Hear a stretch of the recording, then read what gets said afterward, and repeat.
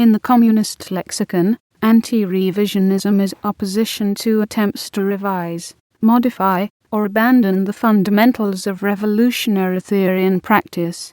In this view, reformism within communism is rejected as representing dangerous concessions to communism's adversaries. Because different political trends trace the historical roots of revisionism to different eras and leaders, there is significant disagreement today as to what constitutes anti-revisionism. Therefore, modern groups which describe themselves as anti-revisionist fall into several categories. They universally tend to oppose Trotskyism and de-Stalinization. However, some uphold the works of Marx, Engels, Lenin, Stalin, and Mao, and some the works of Marx, Engels, Lenin, and Stalin while rejecting Mao. In addition, other groups uphold various less well-known historical leaders, such as Enver Hoxha. Historically, anti-revisionists presented a critique of the official communist parties from the left for having abandoned orthodox Marxism-Leninism.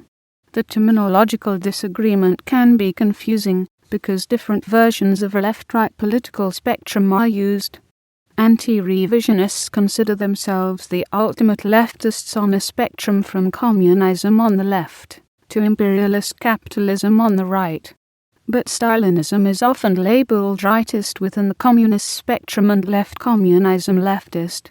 In the wake of Khrushchev's speech to the 20th Congress of the CPSU, the defense of Stalin and his legacy became a hallmark of anti-revisionism.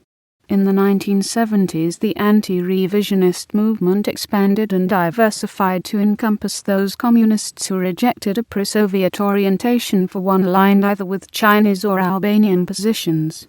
Anti-revisionism enjoyed its moment of greatest size and influence with numerous Marxist-Leninist and Maoist parties, groups and publications springing up around the world in the period which began with the Sino-Soviet split of the early 1960s. Its growth was greatly accelerated by international enthusiasm for the Cultural Revolution in China, but it began to decline in response to controversial Chinese foreign policy decisions in the last years of Mao Zedong's life, his death and the subsequent defeat of the Gang of Four. Some anti-revisionists responded to these events with little change to their theoretical orientation. Others adjusted their orientation based on world events, while still remaining in the greater anti-revisionist milieu, while yet others took up a non-Trotskyist left-wing communism, independent of allegiance to foreign authorities or models, usually abandoning their claim to anti-revisionism in the process.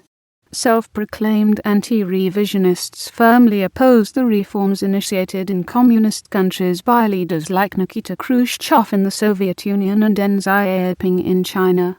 They generally refer to such reforms and states as state capitalist and social imperialist. They also reject Trotskyism and its permanent revolution as hypocritical by arguing that Leon Trotsky had at one time thought it acceptable that socialism could work in a single country, as long as that country was industrialized, but that Trotsky had considered Russia too backward to achieve such industrialization a circumflex, what it later in fact did achieve, mostly through his archenemy Joseph Stalin's 5-year plans. In their own right, anti-revisionists also acknowledge that the Soviet Union contained new classes or red bourgeoisie, but they generally place the blame for the formation of that class on Khrushchev and his successors, and not on Stalin. Therefore, in anti-revisionist circles, there is very little talk of class conflict in the Soviet Union before 1956, except when talking about specific contexts such as the Russian Civil War and World War II. During the Sino-Soviet split, the governments of the People's Republic of China under Mao Zedong and the People's Republic of Albania under Enver Hoxha proclaimed themselves to be taking an anti-revisionist line and denounced Khrushchev's policies in the Soviet Union.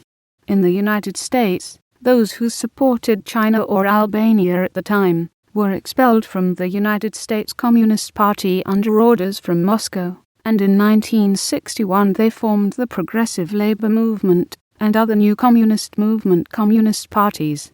A short time later, Anti-revisionist groups were further divided by the Sino-Albanian split, with those following Albania being loosely described as Hoxhaist